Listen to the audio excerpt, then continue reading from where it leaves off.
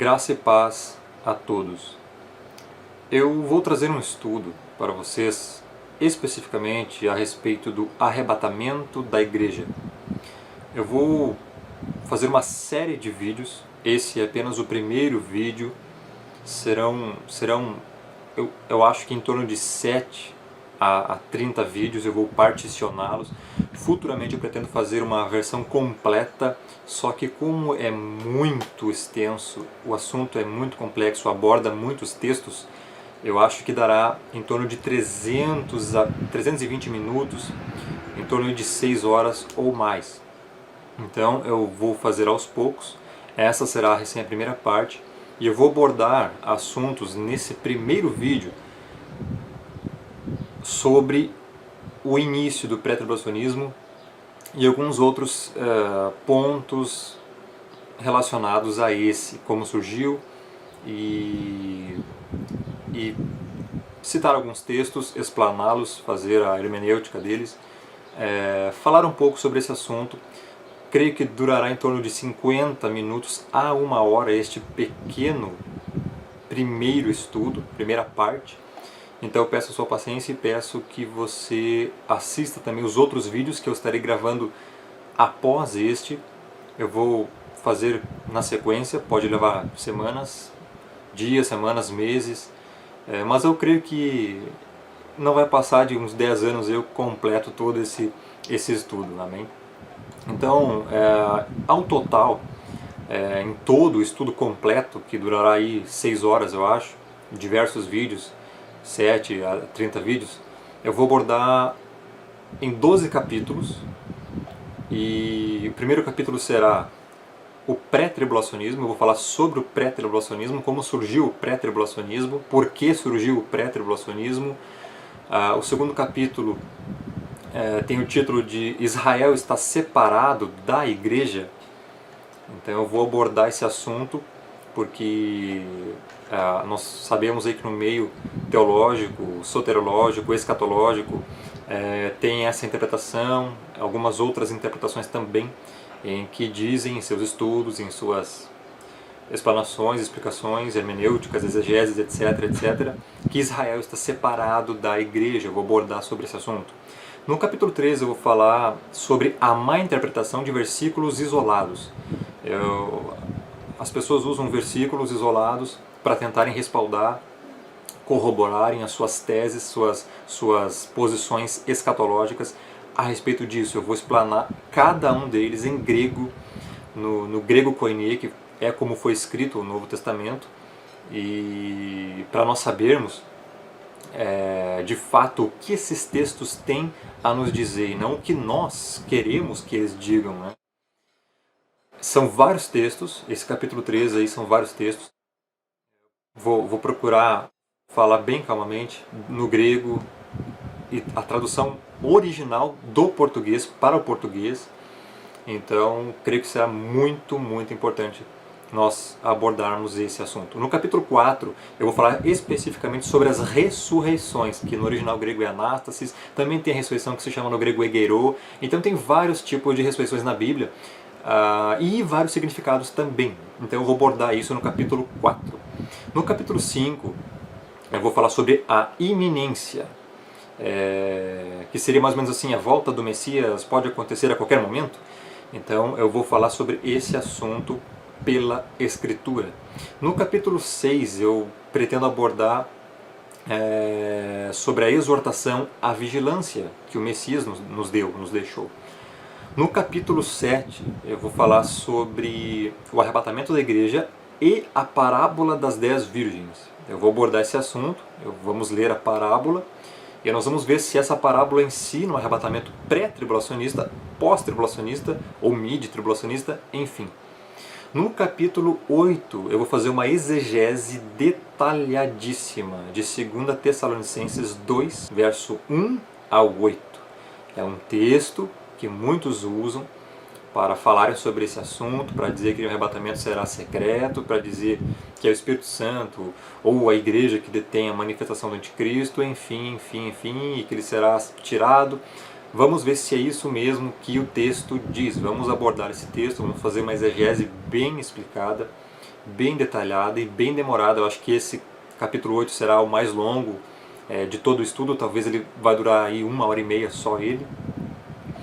No capítulo 9 eu vou falar sobre a parousia e a epifaneia. São duas palavras gregas, uma significa vinda, chegada, presença visível ou reaparecimento, e a outra, epifaneia, significa manifestação apenas, é uma manifestação que talvez não seria tão visível, e segundo alguns teólogos, alguns pré-tribulacionistas, enfim, nós vamos abordar cada uma dessas palavras e ver os textos em que se encontram essas palavras no grego original, koine, tradução depois para o português, para nós vermos realmente se há uma separação, um significado diferente para uma vinda ou outra vinda de Cristo. No capítulo 10, o título se chama Quando o Senhor Descerá do Céu. Então, eu vou abordar nesse capítulo quando, especificamente, se antes, no meio ou no final da tribulação, Cristo voltará para arrebatar a sua igreja. No capítulo 11, o título se chama Estarei convosco até o fim do mundo. Isso quem disse foi Cristo, e nós vamos abordar alguns textos nesse capítulo referentes à volta de Cristo para o arrebatamento. E no capítulo 12, o último capítulo, se chama Alívio da Tribulação. Eu vou falar alguns textos e nós vamos ver aonde tudo isso vai dar e vai chegar. Então, eu peço que você continue aí comigo, assista todos os vídeos. Esse vídeo eu vou começar já a abordar a primeira parte dele, começando com a seguinte pergunta: este estudo contém intenções mesquinhas? Essa é uma pergunta que eu faço para você porque muitos já me disseram e me dizem, vêm me falar: não, mas você só fala as coisas, Rômulo, para dizer que sabe mais que os outros, para mostrar que você está certo e os outros estão errados. Não, não é assim que funcionam as coisas. Esse estudo visa convencê-lo de que talvez você aprendeu uma, crê em uma e ou propaga uma doutrina que na verdade é uma mentira, que está mais para uma muito bem arquitetada artimanha de Satanás ou uma interpretação humana do que para uma verdade bíblica. Eu quero que você se pergunte, se questione, se indague: a igreja realmente será arrebatada antes ou durante a grande tribulação? Ou será apenas no final, com a segunda vinda do Messias em glória? Eu pergunto isso porque eu estou convicto de que há muitos que aprenderam, pensam, creem e falam que a igreja já não estará aqui na terra durante a grande tribulação, mas que na realidade não sabem o que estão dizendo na verdade. Ao ouvir essas palavras minhas, é provável que você seja tentado a se perguntar: que tipo de simplório herege faria um vídeo como esse? Faria um vídeo desses? Mas se você puder acreditar nas minhas intenções, eu estou fazendo esse vídeo com o mais sincero intuito de ajudar todos que querem aprender e todos os que necessitam de ajuda e entendimento nessa questão, para que não haja mais dúvidas. Antes de tudo, eu gostaria que se fizesse nossa a oração de um erudito que disse: que o Senhor te guarde da covardia que teme novas verdades, que o Senhor te guarde da preguiça que aceita meias verdades, e que o Senhor te guarde da arrogância que pensa saber toda a verdade.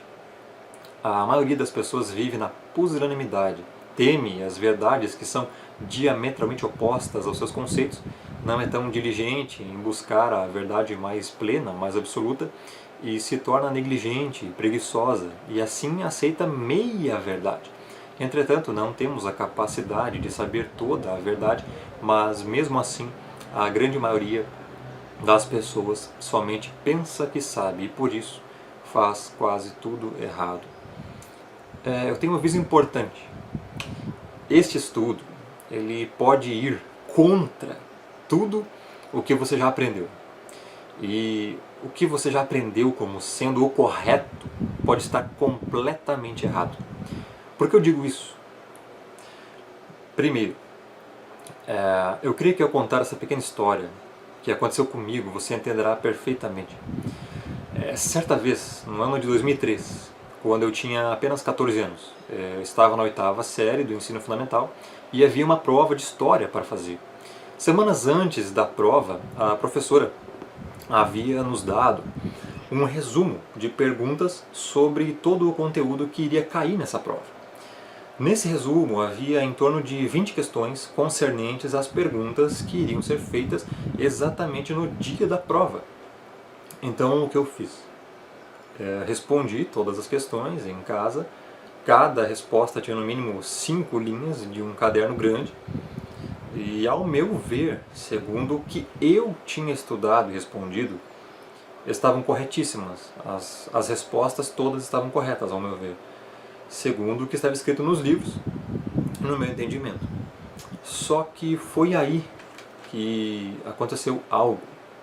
Eu fiquei doente uns dias antes da prova e não pude ir na última aula de história para a professora corrigir as questões do resumo que havia dado e que eu havia respondido.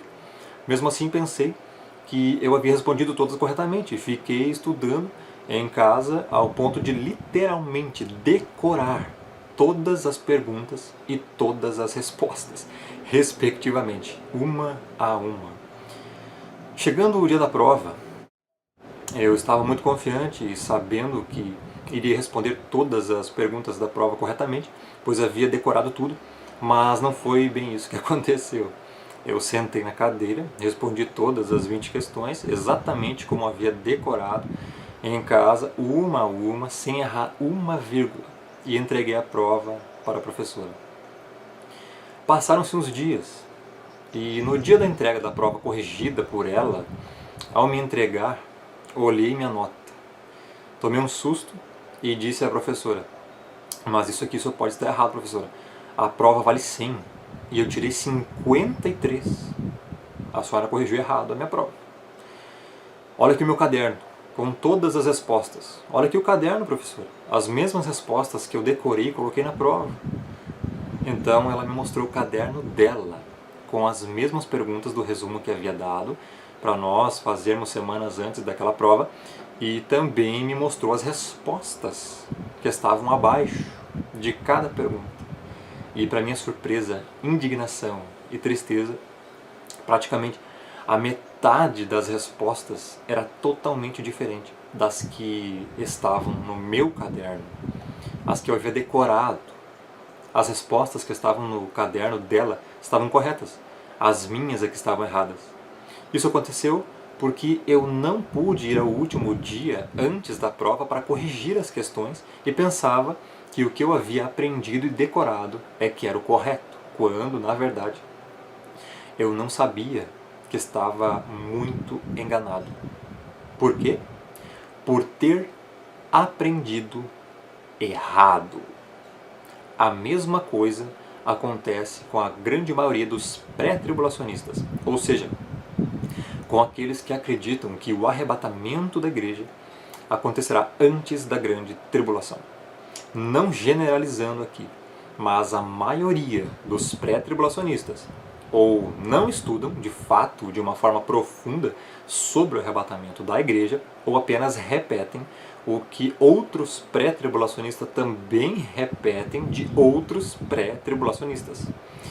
Assim, aprendem errado de quem já aprendeu errado e acabam ensinando errado para outros que consequentemente também aprenderão errado, formando assim uma gigantesca bola de neve de conceitos errôneos e labirínticos que por sua vez acabam se tornando algo muito difícil de ser corrigido na colossal e monstruosa quantidade de gente que já aprenderam e cauterizaram suas mentes com a doutrina pré-tribulacionista.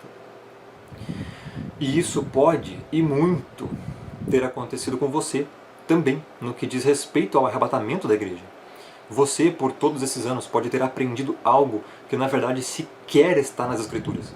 Algo completamente errado. mas que você pensa, apenas pensa, ser o certo.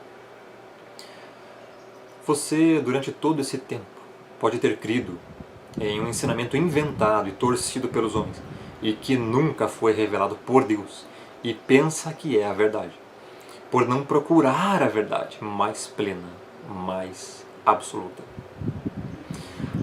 A escatologia é um campo difícil da teologia e por esse motivo são criados dois extremos. Primeiro, os que dogmatizam a escatologia a ponto de nem sequer analisarem biblicamente as escatologias diferentes. Estes consideram somente o ensinamento que aprenderam como correto. E segundo, os que tendem a abandonar e desprezar o assunto a ponto de nem sequer estudá-lo. Os que estão exatamente no meio destes dois extremos são aqueles que analisam profundamente as escatologias bíblicas e deixam as escrituras delinearem o seu posicionamento escatológico, ao invés de encaixarem a sua própria escatologia no que revela claramente a escritura. Quando alguns me perguntam por que você não é pré-tribulacionista, ou seja, por que você não crê num arrebatamento secreto anterior à grande tribulação, eu respondo, eu não sou pré-tribulacionista porque eu tenho uma Bíblia e estudo como se deve.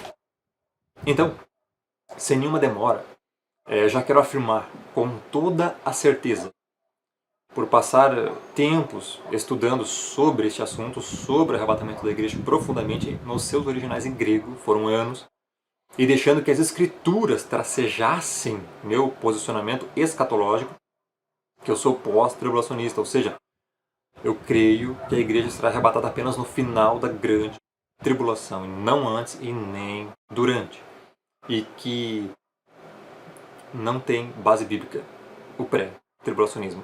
Vou explicar por que mais adiante.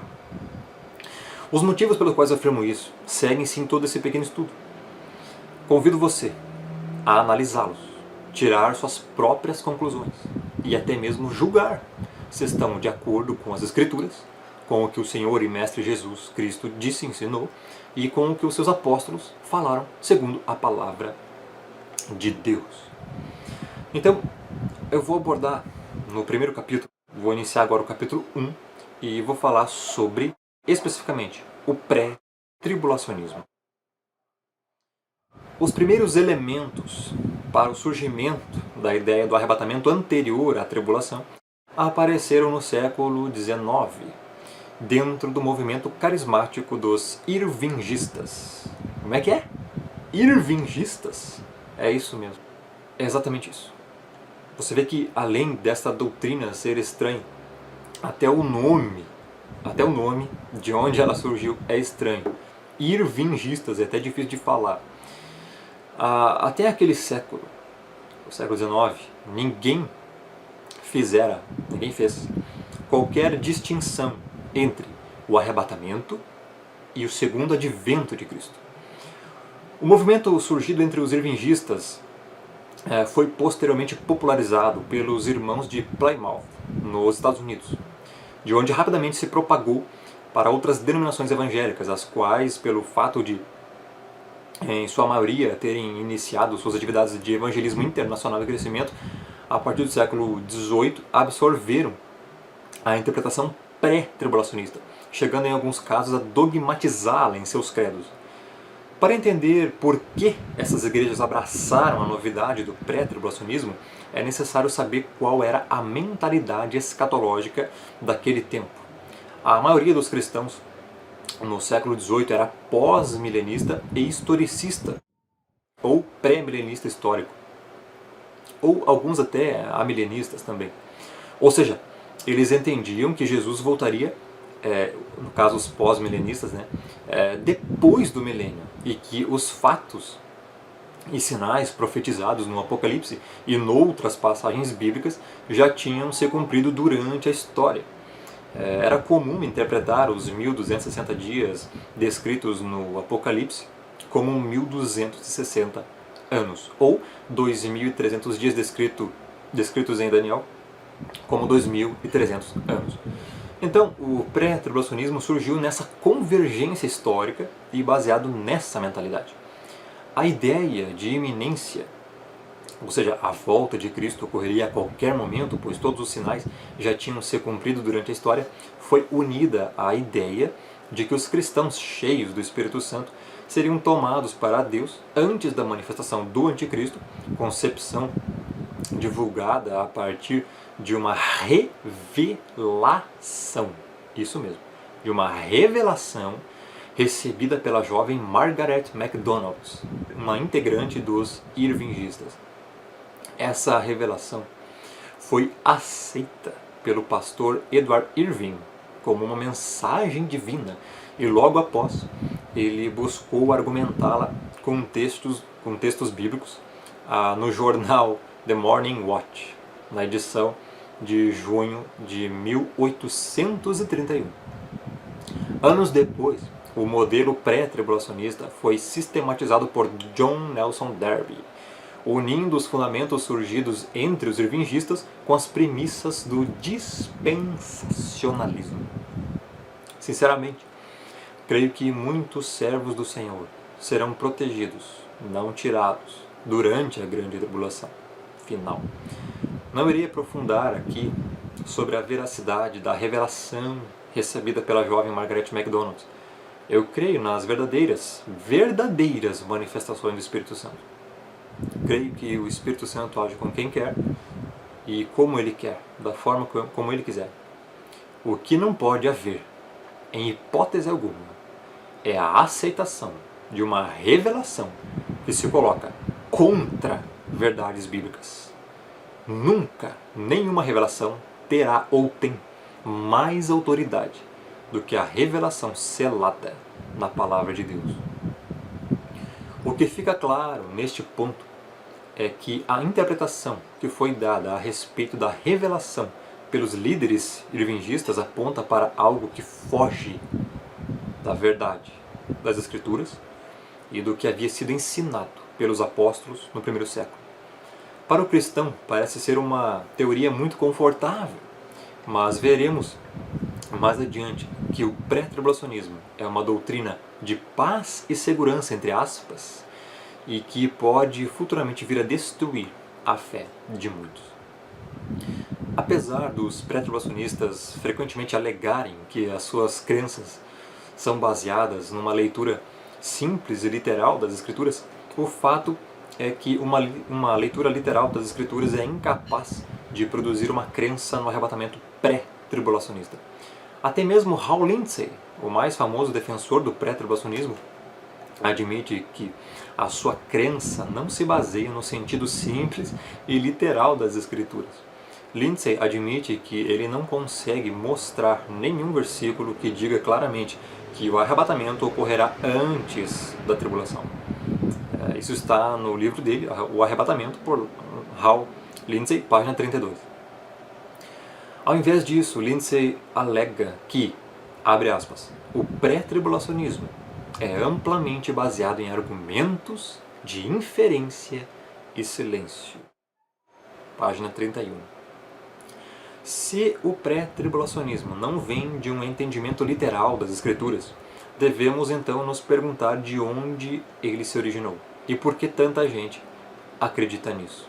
E é isso que eu vou falar agora, vou abordar esta questão. O dispensacionalismo, uma heresia, gera outra. Durante as décadas de 1820 e 1830, John Darby desenvolveu uma nova teologia sistemática chamada dispensacionalismo. Esta doutrina, desde então, tornou-se muito popular no cristianismo. É fato incontestável que o dispensacionalismo não existiu até o século XIX. Não tem nenhuma raiz judaica e não existia nem mesmo no cristianismo até o século em questão. A origem de uma grande mentira.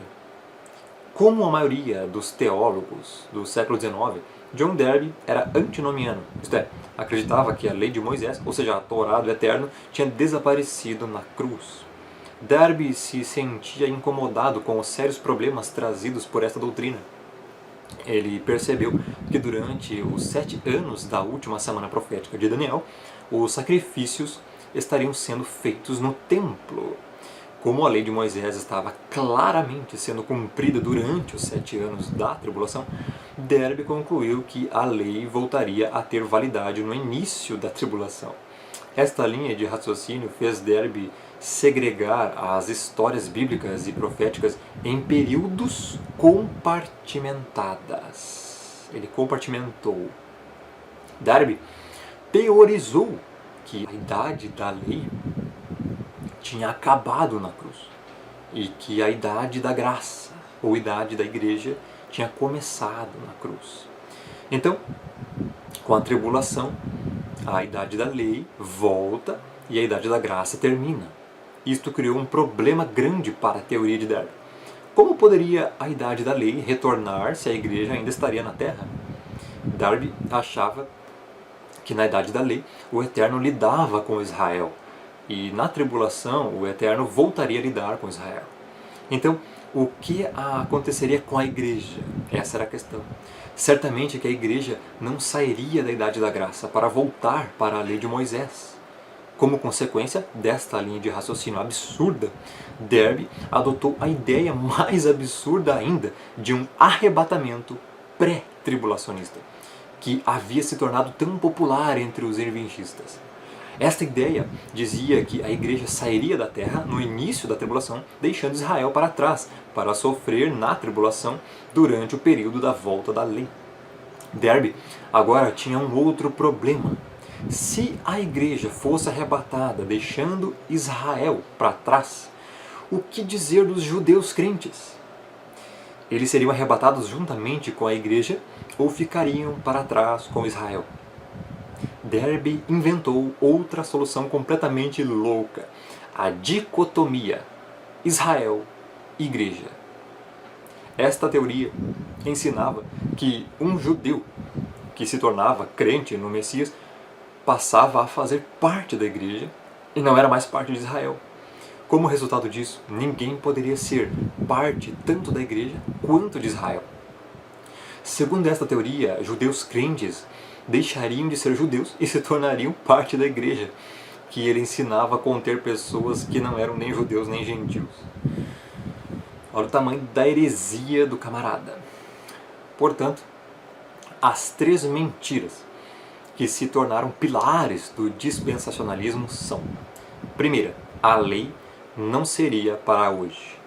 Segunda, o arrebatamento pré-tribulacionista.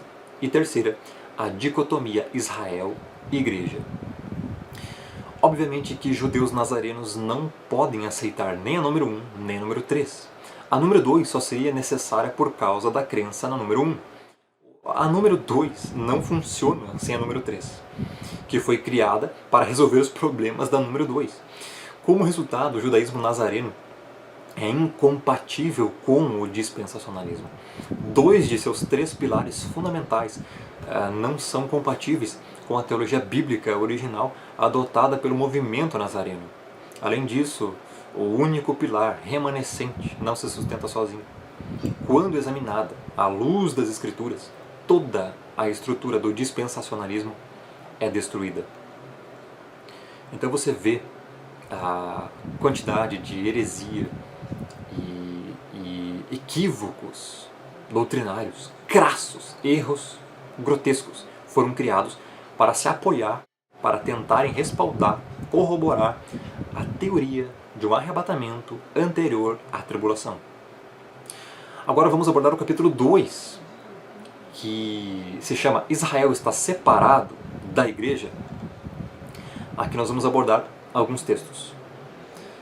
Um texto muito usado pelo pré-tribulacionismo para corroborar sua tese de que a igreja será arrebatada antes da grande tribulação e que esta não está destinada à igreja, ou seja, à tribulação, mas apenas para os judeus e Israel, é Daniel 9:24.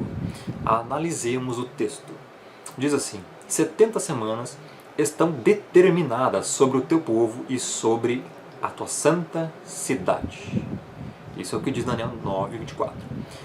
O pré-tribulacionismo nos questiona: quem era o povo de Daniel? E nós respondemos, os judeus.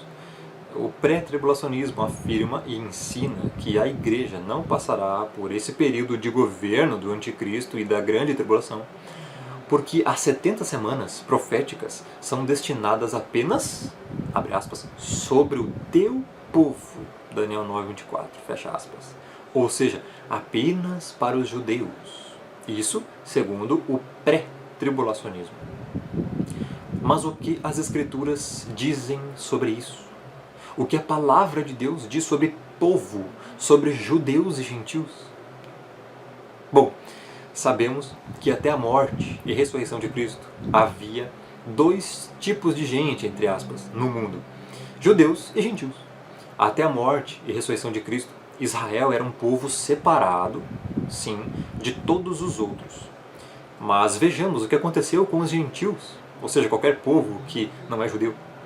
Efésios 2, 11 a 19 e 1 Coríntios 12, 12 e 13 diz: naquele tempo estáveis sem Cristo, separados da comunidade de Israel. Paulo aqui dizendo aos gentios. Israel eram os judeus. E estranhos às alianças da promessa, não tendo esperança e sem Deus no mundo. Mas agora, em Cristo Jesus, vós, gentios, que antes estáveis longe, já pelo sangue de Cristo chegastes perto, porque Ele é a nossa paz, o qual de ambos os povos fez um, e derrubando a parede de separação que estava no meio, na sua carne desfez a inimizade, isto é, a lei dos mandamentos, que consistia em ordenanças para criar em si mesmo dos dois um novo homem, fazendo a paz. Paz aqui é reconciliação. E pela cruz reconciliar ambos, ou seja, ambos os povos, com Deus, em um corpo, matando com ela as inimizades. E vindo, ele evangelizou a paz a vós, gentios, que estáveis longe, e aos que estavam perto, porque por ele ambos os povos temos acesso ao Pai em um mesmo Espírito. Assim que já não sois estrangeiros nem forasteiros, mas concidadãos dos santos e da família de Deus, porque assim como o corpo é um, e tem muitos membros, e todos os membros, sendo muitos, são um só corpo, assim é Cristo também. Pois todos nós, Paulo está falando aqui, judeus e gentios, fomos batizados em um Espírito, formando um corpo, quer judeus, quer gregos, quer servos, quer livres, e todos temos bebido de um Espírito. O que aprendemos aqui? Aprendemos que Jesus Cristo, pela sua morte na cruz e ressurreição, derrubou para sempre a parede de separação que estava dividindo os povos e os uniu em um corpo só, um povo só. Ou seja, não existe mais judeus, nem gregos, ou seja, gentios, espiritualmente, mas toda a igreja, tanto entre judeus como entre os gentios, é um corpo e um povo só. Se ainda houver separação entre Israel e a igreja, então a morte de Cristo não fez o que estes textos estão afirmando. Ninguém tem a autoridade de interpretar as Escrituras dizendo que Israel ainda está separado da igreja. Jesus, quando falava aos seus discípulos em Mateus 24, estava falando para quem? Ora, ele estava falando para os seus discípulos, dos quais a partir deles é que se formou e originou a igreja. Jesus descreveu toda a grande tribulação em Mateus 24 e disse que muitos dos seus discípulos iriam ser assassinados durante a mesma, por decorrência da terrível perseguição futura. E isso não foi, como sustentam alguns, uma revelação exclusiva para judeus. Jesus estava lidando naquele momento com os discípulos que seriam suas testemunhas no começo da igreja e que iriam apacentar essa igreja. Portanto, os discípulos eram a igreja. Quando o Senhor Jesus Cristo disse para eles, a igreja em Mateus 24:15, quando, pois, virdes a abominação desoladora no lugar santo, quer dizer que a igreja iria ver Jesus falou, quando pois virdes a abominação, quando vocês verem a abominação desoladora, ou seja, a igreja iria ver. Eles não estariam no céu, mas aqui na terra. Só na terra você pode ver a abominação desoladora, a igreja. A abominação desoladora se manifestará durante a grande tribulação. E então, para qual finalidade Jesus diria tal coisa se a igreja seria arrebatada antes da grande tribulação? Ah, eu já sei. Para os que ficarem. Mas como uma parte da igreja poderia subir aos céus antes da tribulação e a outra ficar na terra para a tribulação? Se 1 Coríntios 12, 25 diz que o corpo de Cristo é indivisível, ou seja, não tem como uma parte subir e a outra ficar na terra para a tribulação. A igreja foi enxertada em Israel. E se algum dos ramos, ou seja, judeus, foram quebrados e tu, sendo zambujeiro, gentios, foste enxertado em lugar deles e feito participante da raiz e da seiva da oliveira, Romanos 11, 17. Jesus Cristo é a oliveira verdadeira. A maioria dos judeus rejeitou o Messias. Por isso, o verso diz que alguns dos ramos foram quebrados, mas depois muitos gentios o receberam. E por isso o verso diz, e tu, sendo zambujeiro, foste enxertado em lugar deles e feito participante da raiz, da seiva da oliveira. O texto está nos mostrando claramente que a igreja Israel não tem separação alguma, muito pelo contrário, estão mais unidos do que nunca, porque os gentios foram enxertados em Israel. Alguns tentam contra-argumentar, citando a passagem de Daniel 9, 24, dizendo que a grande tribulação foi destinada apenas para os judeus. Mas dizer isso é tornar nulo o sacrifício de Cristo, onde Efésios 2, 11 a 19 e 1 Coríntios 12, 12 a 13 diz claramente que pela sua morte na cruz reconciliou ambos com Deus em um só corpo, quer judeus, quer gregos, ou seja, os gentios, e ir contra os ensinamentos de toda a Escritura Sagrada. O apóstolo Paulo, na sua carta aos Romanos, no capítulo 13, verso 29, faz uma pergunta a esses que insistem em dizer que Israel está separado da igreja. Ele diz, é porventura Deus somente dos judeus? Não é também dos gentios? Sim, também dos gentios. O mesmo Paulo também diz aos Gálatas que não existe mais judeus nem gregos, pois todos vós sois filhos de Deus, mediante a fé em Cristo Jesus, porque todos, quantos fostes batizados em Cristo, de Cristo vos revestistes. De Sarte, não pode haver judeu nem grego, nem escravo, nem liberto, nem homem, nem mulher, porque todos vós sois um em Cristo Jesus. E se sois de Cristo, também sois descendentes de Abraão, e herdeiros segundo a promessa. Gálatas 3, 26 a 29. Os textos são claríssimos. Não há mais separação entre Israel e a igreja. Não há mais judeus nem gregos. Não há mais Israel e gentios. Não existe mais diferença espiritual entre eles. Se os autores das Escrituras afirmam isso clara, indubitável e veementemente, por que alguns pré-tribulacionistas insistem em dizer que o povo de Daniel são hoje apenas os judeus? Por que insistem em defender que Israel ainda está separado da igreja? Não parar de heresia. O povo de Daniel, em sua época, eram os judeus, mas hoje, espiritualmente, também são os gentios, pois se tornaram um povo só em Cristo Jesus. O que dizer então deste texto que afirma que Jesus salvará o seu povo? Ela dará à luz um filho. Ele porá o nome de Jesus, porque ele salvará o seu povo dos pecados deles. Mateus 1, 21. Se o pré-tribulacionismo, se atente bem para essa questão, se o pré-tribulacionismo usa como base Daniel 9, 24 para afirmar que a grande tribulação é apenas para os judeus e não para a igreja, porque de 70 semanas estão determinadas sobre o teu povo, Então, Mateus 1:21 estaria dizendo a absurda afirmação de que a salvação também é apenas para os judeus e não para a igreja, porque diz, ele salvará o seu povo dos pecados deles. Isso seria simplesmente ridículo.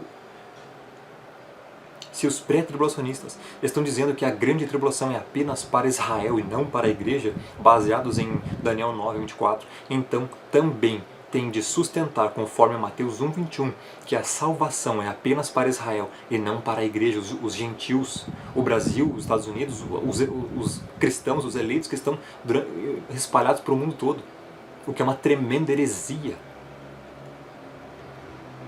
Só há uma igreja, um corpo, uma noiva. Vamos ver um texto.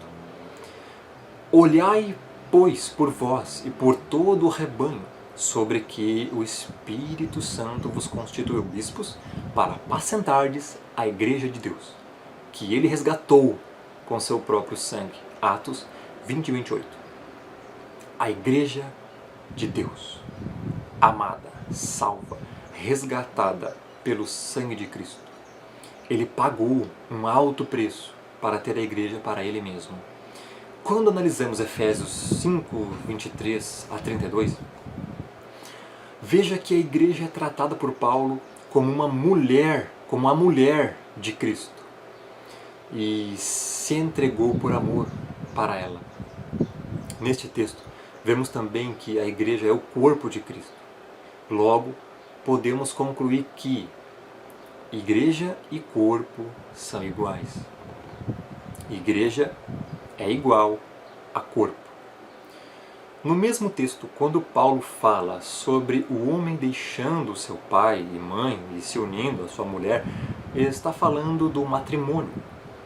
Neste momento, ele fala que grande é este mistério, no que se trata a Cristo e a igreja, isto é, o matrimônio entre Cristo e a igreja é um grande mistério. Este mistério é tratado por Paulo novamente em 1 Coríntios 15:50-54. Logo, quando Paulo estava falando do matrimônio, isto é, da união entre o homem e a mulher, estava falando sobre o arrebatamento. Pois é neste momento que o mistério de Deus será revelado e Cristo se unirá definitivamente com a igreja, sua noiva. O dote deste matrimônio é o sangue do próprio Cristo. Logo, podemos concluir que igreja é igual a corpo e é igual a noiva. É a mesma coisa. Conforme diz Romanos 12:4-5, 1 Coríntios 12:12-14, 22-27 e Efésios 1:22-23, 4:4-7 e 11-16 e Colossenses 1:18-24, podemos concluir os seguintes pontos. Primeiro, a igreja de Deus é o corpo de Cristo. Segundo, a igreja foi comprada, pagamento de dote, para ser a noiva de Cristo. Terceiro, o corpo é apenas um. Ele não pode ser dividido, nem podem existir dois corpos de Cristo.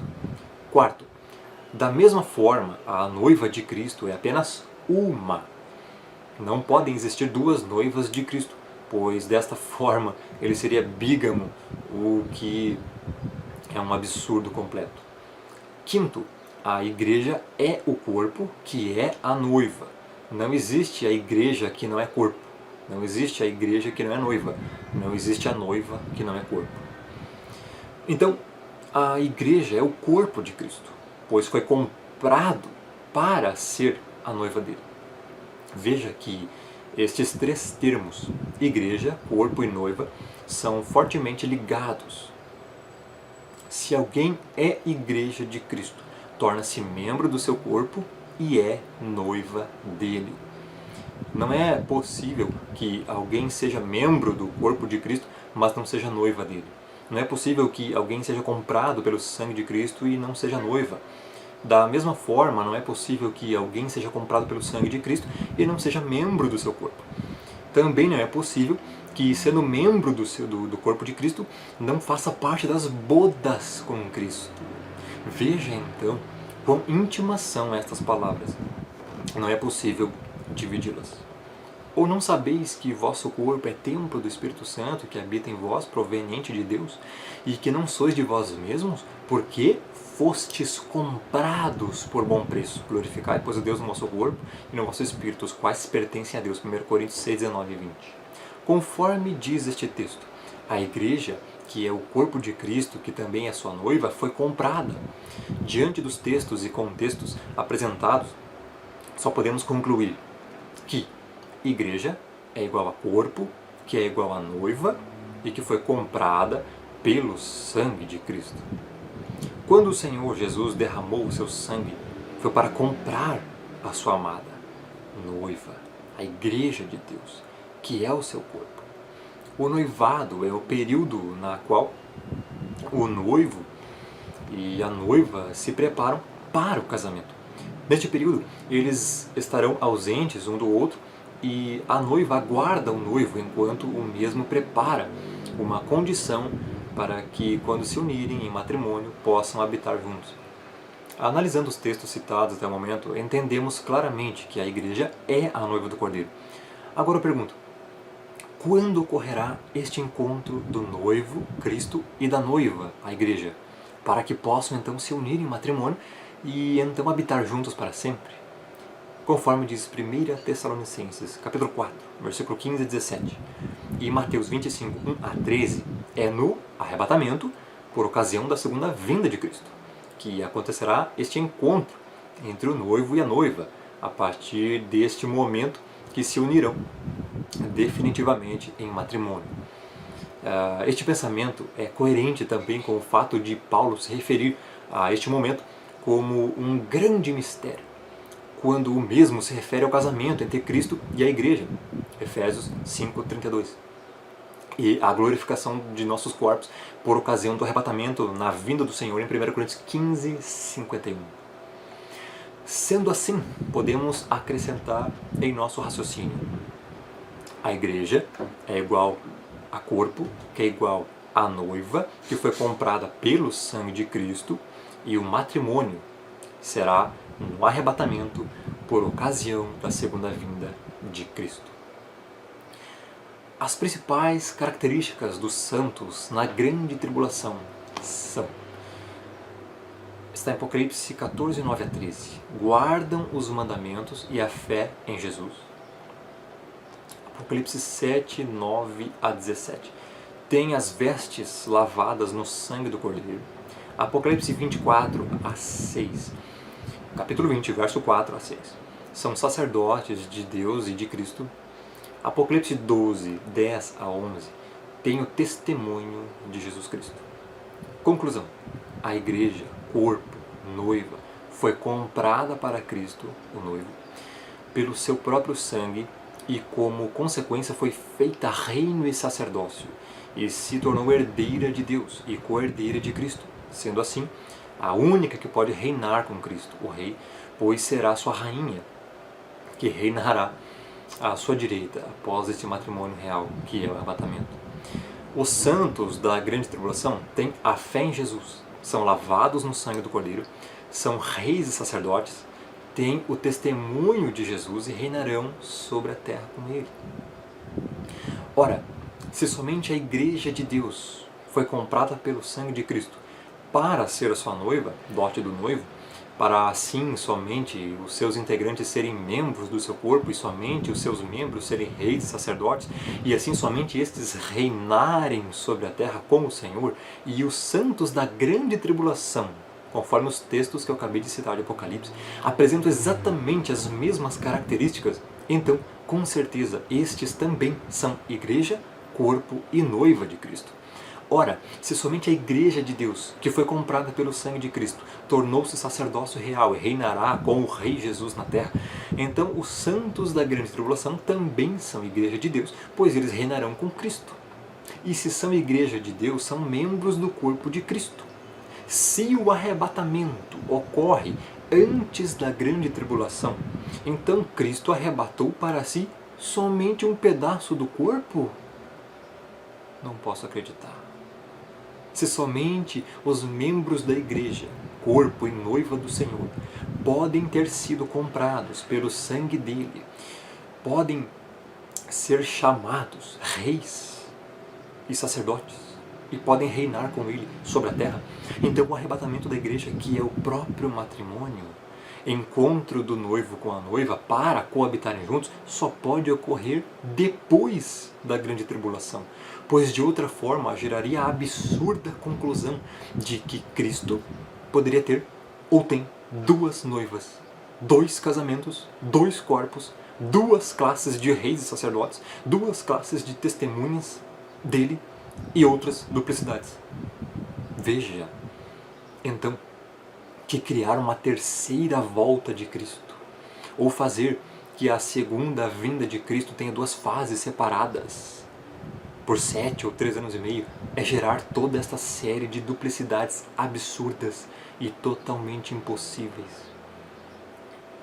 Agora, se a igreja passar pela grande tribulação e as bodas, ou seja, o casamento, a união com Cristo e a igreja do Cordeiro, ocorrer somente após o fim da grande tribulação, todas essas duplicidades absurdas desaparecem e todos estes textos entram em perfeita harmonia. Veja que esta harmonia se estende até o texto abaixo que nós vamos citar agora. Nele vemos que o anúncio da vinda do casamento do Cordeiro só ocorre depois do fim da grande tribulação, após a queda da grande prostituta. O texto diz: depois destas coisas, veja bem, depois destas coisas, ouvi no céu uma como grande voz de numerosa multidão, dizendo: Aleluia, a salvação e a glória e o poder são do nosso Deus, porquanto verdadeiros e justos são os seus juízos. Pois julgou a grande meretriz, olha só, julgou a grande meretriz, que corrompia a terra com a sua prostituição, e das mãos dela vingou o sangue dos seus servos. Segunda vez disseram, Aleluia, e a sua fumaça sobe pelos séculos dos séculos. Os 24 anciãos e os 4 seres viventes prostraram-se e adoraram a Deus, que se acha sentado no trono, dizendo, Amém, Aleluia.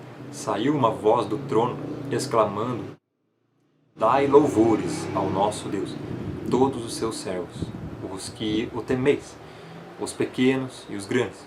Então ouvi uma como voz de numerosa multidão, como de muitas águas e como de fortes trovões, dizendo, Aleluia, pois reina o Senhor nosso Deus, o Todo-Poderoso.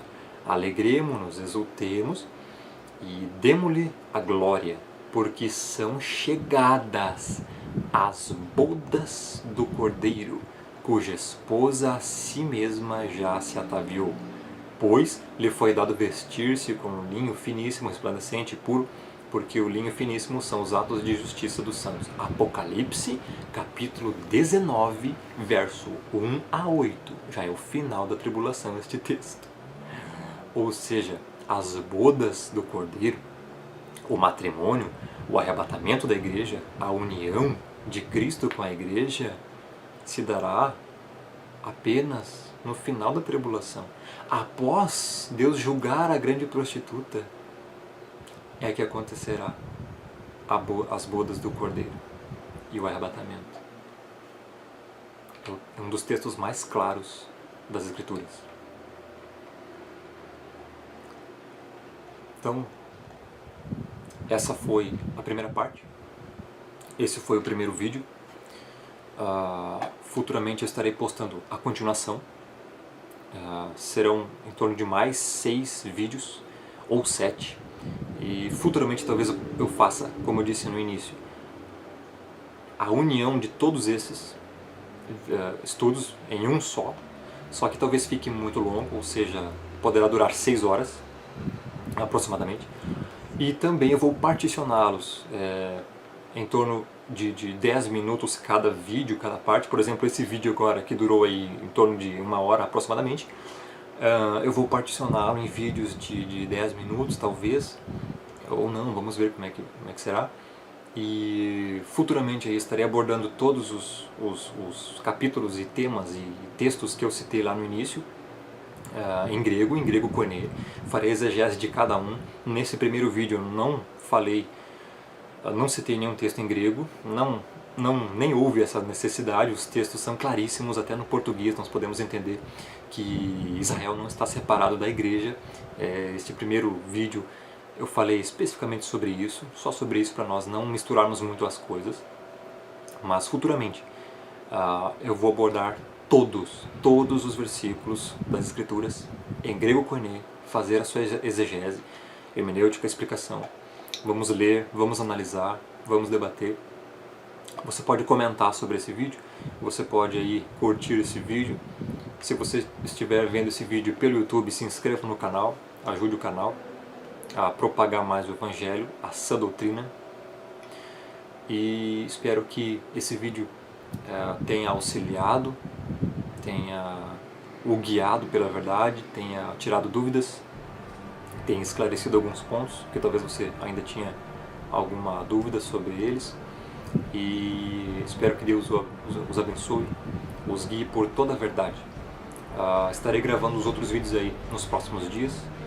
Peço suas orações, que toda honra e glória seja dada a Deus, e que este estudo e que os estudos posteriores dos próximos vídeos que, se Deus quiser, conseguirei gravar, edifique muito a sua vida, que você possa aprender cada vez mais e saber ter o discernimento pela Escritura, pela verdade, de quando realmente será o arrebatamento da igreja, e que você se prepare durante a grande tribulação para o encontro do nosso Senhor Jesus Cristo nos ares, e que toda a honra seja dada ao único, soberano Deus e Pai. Glória a Deus e fiquem com Deus.